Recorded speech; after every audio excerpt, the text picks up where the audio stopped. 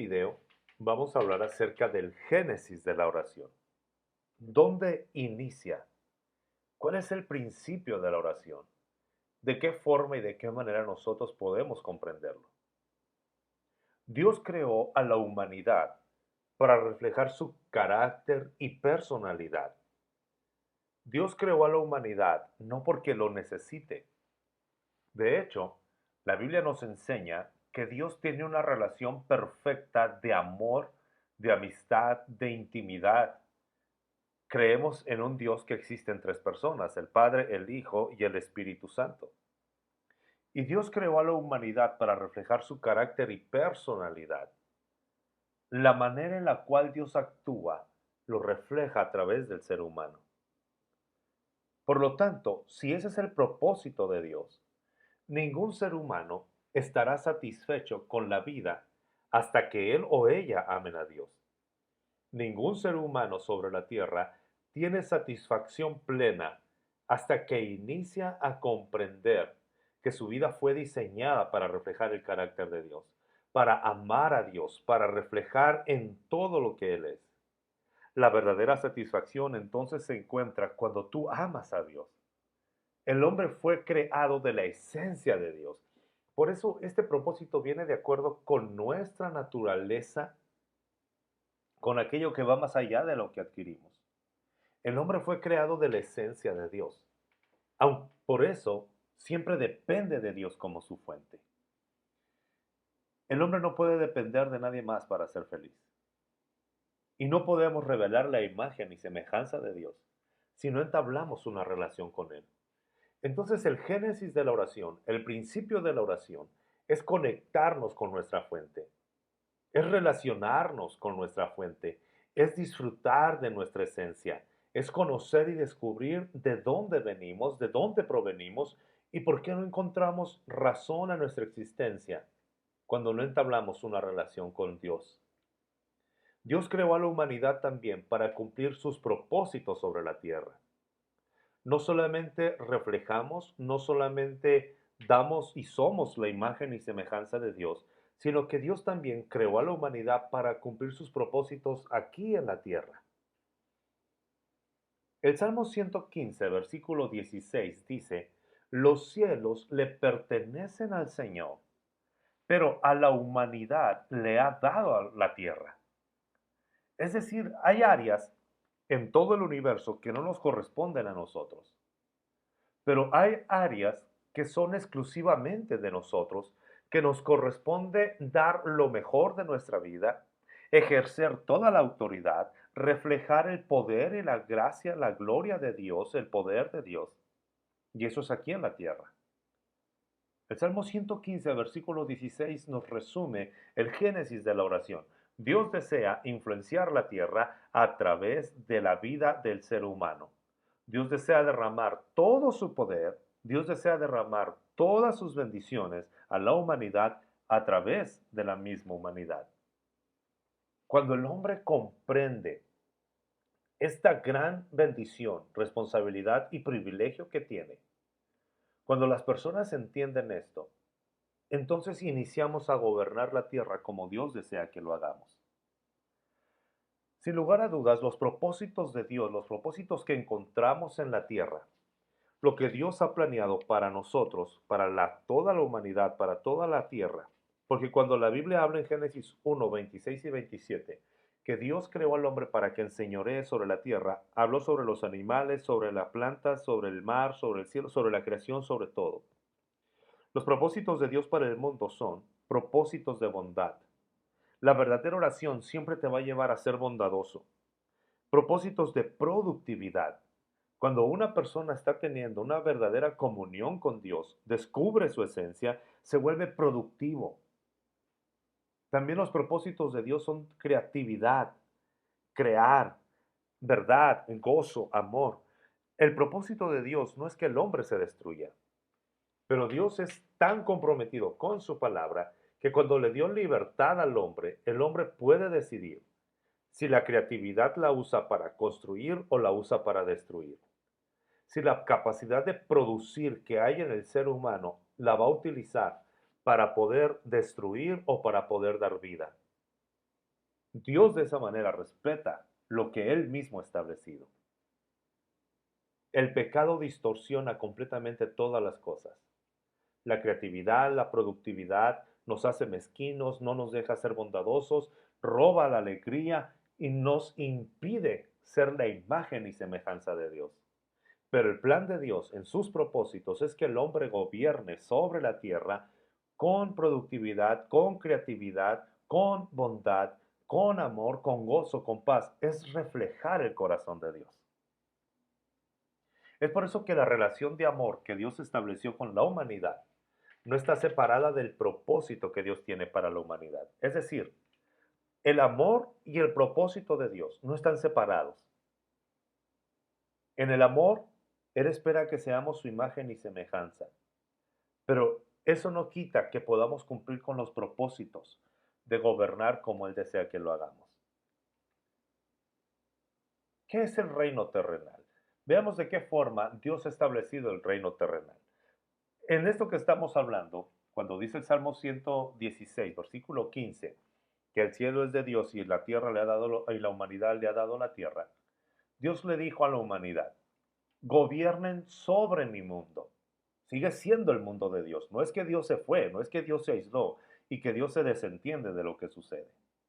Pero estas son las órdenes de Dios. Gobiernen sobre mi mundo. Cuiden de él y domínenlo con su creatividad.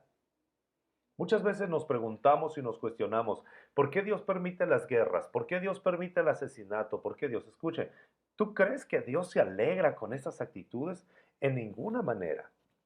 La Biblia nos habla en Génesis que cuando Dios miró que el hombre estaba viviendo de esta forma, pensó en destruir a la raza humana, le dolió en su corazón. Es decir, Dios no está de acuerdo con este comportamiento y lo vemos en la palabra de Dios.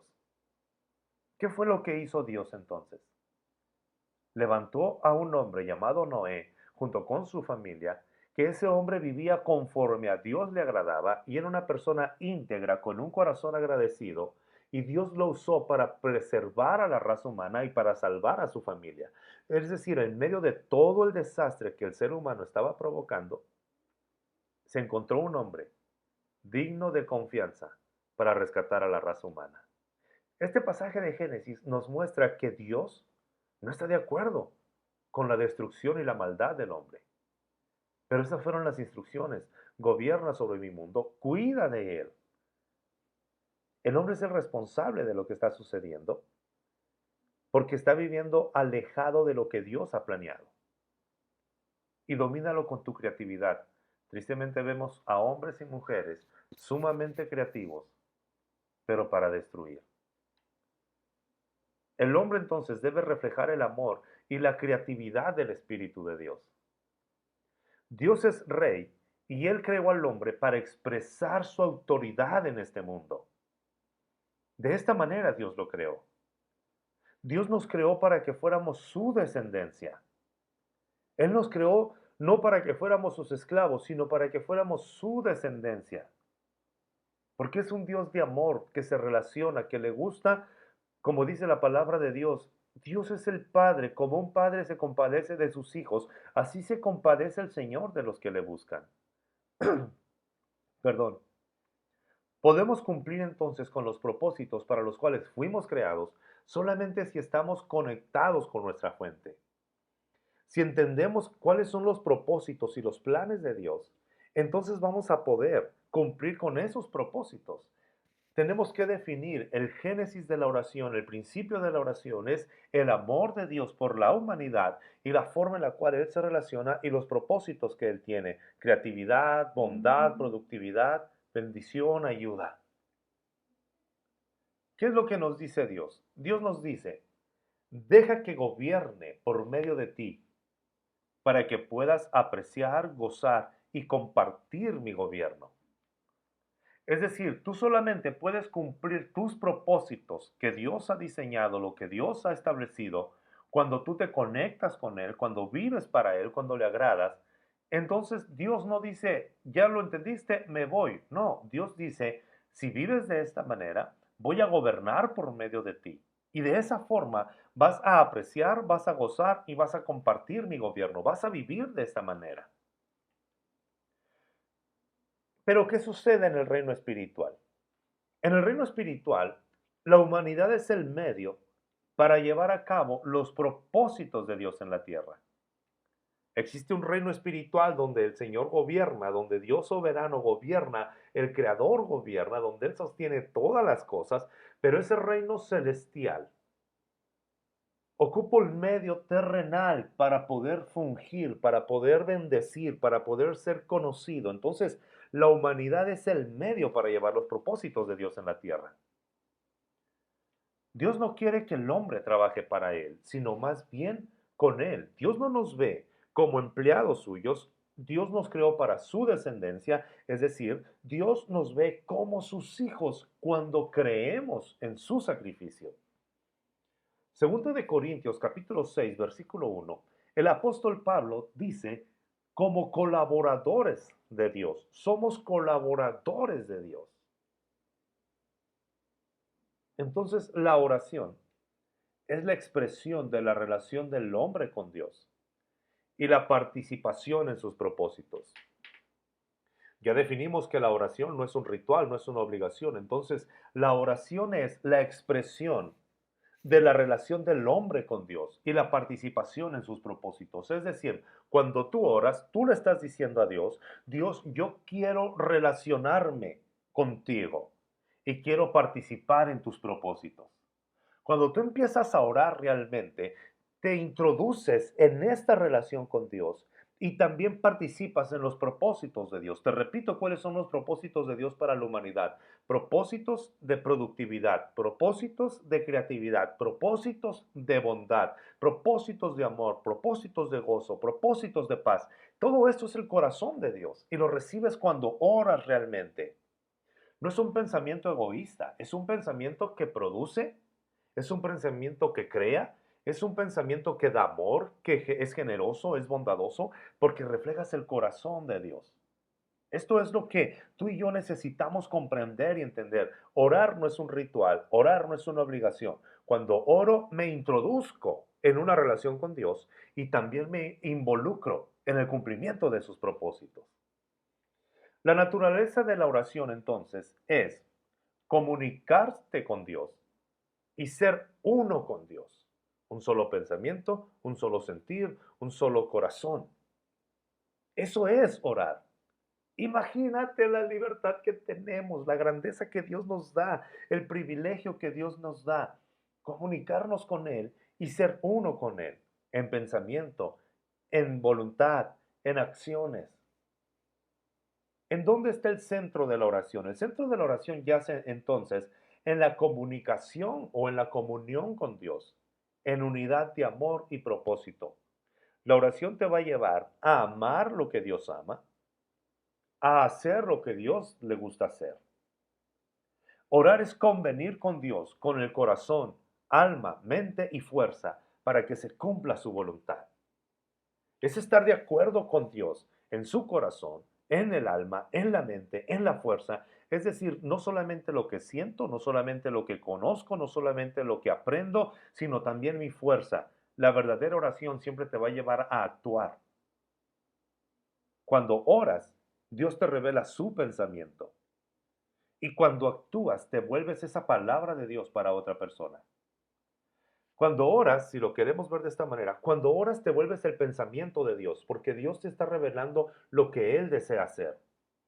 Pero cuando sales de tu recámara, cuando sales de orar, empiezas a volverte la voluntad de Dios aquí en la tierra. Mucha gente está esperando algo de Dios y Dios quiere que tú lo des. ¿Dónde lo vas a conocer? A través de la oración. Estás en Dios, estás con Dios, estás en relación con Él. Y tu voluntad se vuelve, o la voluntad de Dios se vuelve tu voluntad. Dios desea bendecir a alguien a través de tu vida. Entonces, si esto es tan importante, ¿te das cuenta todo lo que abarca? Principios, objetivos, voluntad, pensamiento, te vuelves uno con Dios. Cuando entendemos esto, comprendemos que orar no es opcional entonces. ¿Por qué? Porque Dios permite que las cosas sucedan en la tierra cuando hombres y mujeres están de acuerdo con su voluntad.